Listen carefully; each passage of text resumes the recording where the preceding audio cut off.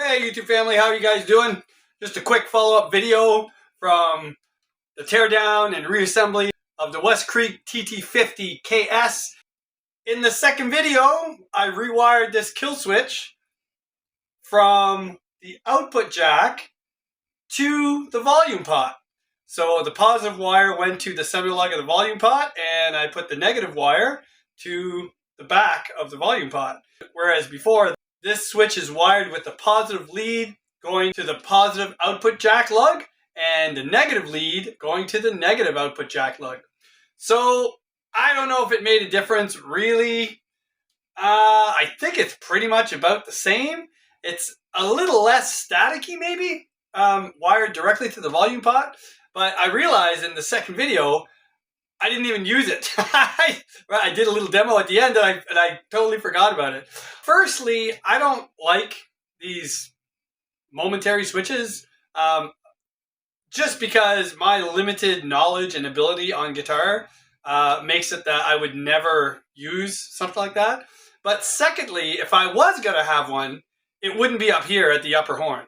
It would be down here. So then when I'm strumming, I could actually use it with my picking hand close to the action of the button.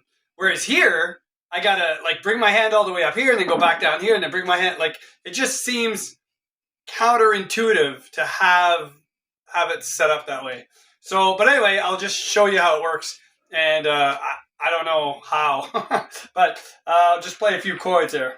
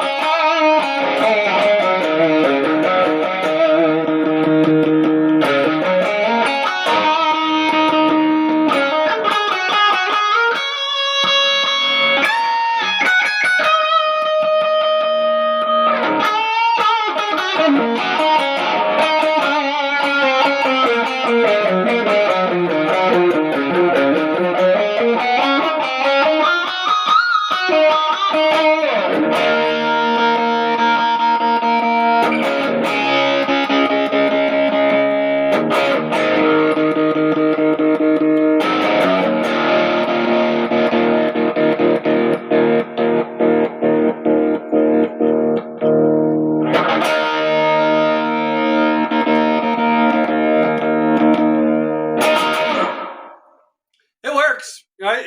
It works, but you really gotta tap it to make it interrupt. Like if you just touch it, it's not gonna do anything. You really have to press it down.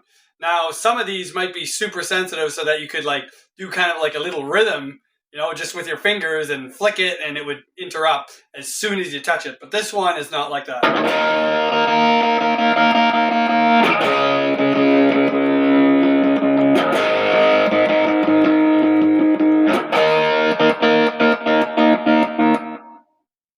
Definitely interrupts the signal. Right?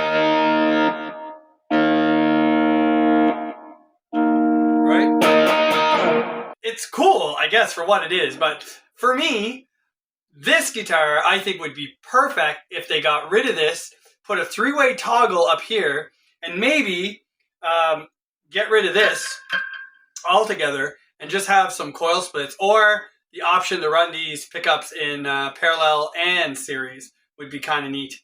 But this guitar, feel-wise, is fantastic. Playability is super easy. Setup was good. And yeah, and this button, it does what it's supposed to do. I guess it interrupts the signal. But why they run it all the way from here, all the way down to the jack, when all they'd really have to do is just connect it to the volume pot, I don't really get that. So when I played with the wiring in part 2, I lost a little bit of video there, but the grounds were all over the place. So the kill switch was grounded to the jack. One of these pickups was grounded to the tone pot, and the other pickup was grounded to the volume pot. And then the bridge was grounded to the volume pot. So what I did is I unsoldered all the grounds and I grounded them all to the volume pot. So everything is grounded at the same spot. I think, you know, this guitar is dead quiet, right? Like it's not making any noise. Like nothing. So I apologize for not using the switch in part 2. It just totally slipped my mind because I'm just not a signal interruption kind of guy, I guess. So you guys take care, God bless, and let me know what you think.